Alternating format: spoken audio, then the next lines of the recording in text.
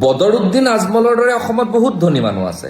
এতিয়া আপুনি কিছুমান দোকানত সাহায্য বিচাৰি গ'লে কি কয় জানে, মোৰ দাদা নাই, দাদা পাঞ্জাব গৈছে, বিহাৰ গৈছে, ৰাজস্থান গৈছে, মই একদম সৰু কিবা এটাহে দিব পাৰিম, বেছি দিব নোৱাৰিম। এইটো হৈছে ছিষ্টেম।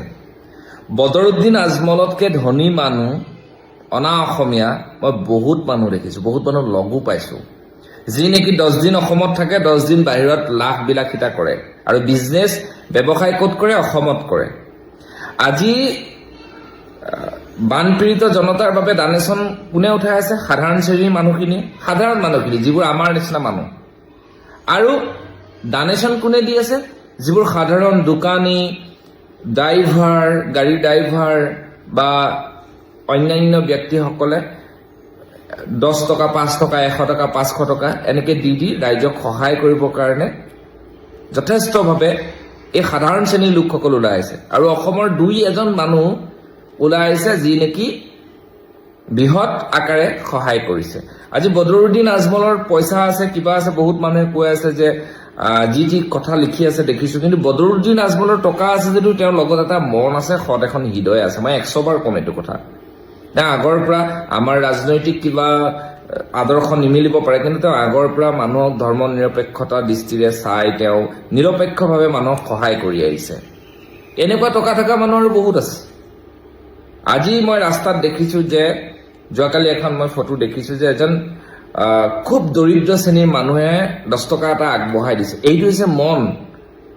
আৰু শিৱসাগৰ, নাজিৰা এই অঞ্চলবিলাকত আৰু বহুত টকা ঘটা মানুহ আছিল, কিন্তু সেইবিলাকে এতিয়ালৈকে পৰ্যাপ্ত পৰিমাণে 1 কোটি টকা এটা বা 50 লাখ টকা এটা বা 20 লাখ টকা এটা আগবঢ়াই নিদিলে। অসমৰ বহুত ধনী মানুহ আছে, দিব পাৰে। আমি যেনেকৈ আমাৰ নিজৰ উপাৰ্জনৰ কিবা সৰুকৈ দিছোঁ, যিটো আমাৰ সামৰ্থ্য, তেনেকৈ মানুহে দিব পাৰে, কিন্তু নিদিয়ে। মই ক'লো নাই, এতিয়া আপুনি মানুহ বিচাৰি নাপায়। দাদা নাই, খুৰা নাই, আমুকত গ'ল, তামুকত গ'ল। কিছুমানেতো 1 টকা দিয়ে। মই এনেকুৱা দেখিছোঁ। ফেঞ্চিত এখন দোকান আছে, এই মিঠাতেলৰ দোকান এখন আছে, কিবা ধাৰা মিঠাতেল নে কি, তাৰে এটা বুঢ়া বহি থাকে, মাৰোৱাৰী মানুহ এজন। ইমান বেয়া ব্যৱহাৰ। তেওঁ 1 টকা দিয়ে, তেওঁ ডনেশ্যন বিচাৰি গ'লে।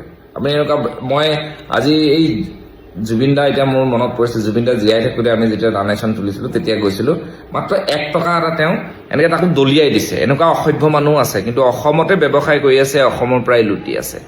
এতিয়া চবৰে বিপদটো হৈছে যে বদৰুদ্দিন আজমলে আমুক কৰিছে, তামুক কৰিছে, কিন্তু বদৰুদ্দিন আজমলৰ দৰে এটা মনটোতো লাগিব। আজি আমাৰ সাধাৰণ শ্ৰেণীৰ মানুহখিনিয়ে, অসমৰ ভিন্ন প্ৰান্তৰ কণ্টেণ্ট ক্ৰিয়েটৰসকলে বা ইউটিউবাৰসকলে যিমান পাৰিছে, বা ৰাইজে যিমান পাৰিছে, আজি মই এটা খবৰ পাইছোঁ যে এজন মানুহে তিনিচুকীয়াৰ পৰা নিজৰ ফালৰ পৰা, অসমীয়া মানুহ নিজৰ ফালৰ পৰা তেওঁ 1 গাড়ী ব্ৰেড লৈ গৈছে, কোনোবাই 1 গাড়ী পানী নিছে। আমি আমাৰ সংগঠনৰ ফালৰ পৰা যি পাৰিছোঁ, নিজৰ ফালৰ পৰা যি পাৰিছোঁ কৰিছোঁ। লগৰ ভাই বন্ধুবিলাকক ফোন কৰি কৈছোঁ, দিছেও সকলোৱে, 500-1000 দিছেও। কালি ৰাতি 11:30 বজাত গোৱালপাৰাৰ পৰা এগৰাকী মানুহে ফোন কৰি কৈছে যে ভাইটি, তোমালোকে দি আছা, আমিও সহায় কৰিব বিচাৰিছোঁ, গতিকে মই তোমাক 500 টকা এটা দিছোঁ। তাৰ আগদিনাও তেনেকৈ বহু মানুহে 500, 200 এনেকৈ দিছে। সেইখিনি আমি ৰাতিপুৱালৈ দি দিছোঁ যোৰহাটৰ পৰা। আজি আমাৰ বহু সংখ্যক বস্তু শিৱসাগৰলৈ যাব। গতিকে সকলোৱে এই বিপদৰ সময়ত থিয় দিব লাগে। আৰু শিৱসাগৰ, নাজিৰা এই জেগাসমূহ বহু দিনৰ কাৰণে পিছ পৰি গ'ল, আৰু তাৰ যিটো পৰিস্থিতি, বুকুখন বিষাই যায় দেখিলে। আপুনি ভাবিছে নি অকল আজিয়ে এইটো হৈ থাকিব? আজিয়ে হৈ নাথাকে, এইটো 2-3 বছৰৰ কাৰণে হৈ থাকিব। সকলোকে বিনম্ৰতাৰে ক'ম, যিমান পাৰে নিজেই গৈ বা নিজৰ চিনাকি মানুহৰ হাতেৰে ভিতৰুৱা অঞ্চলত যিখিনি পাৰে সেইখিনি ডনেশ্যন দিব বুলি মই বিনম্ৰতাৰে অনুৰোধ কৰিছোঁ। জয় আই অসম।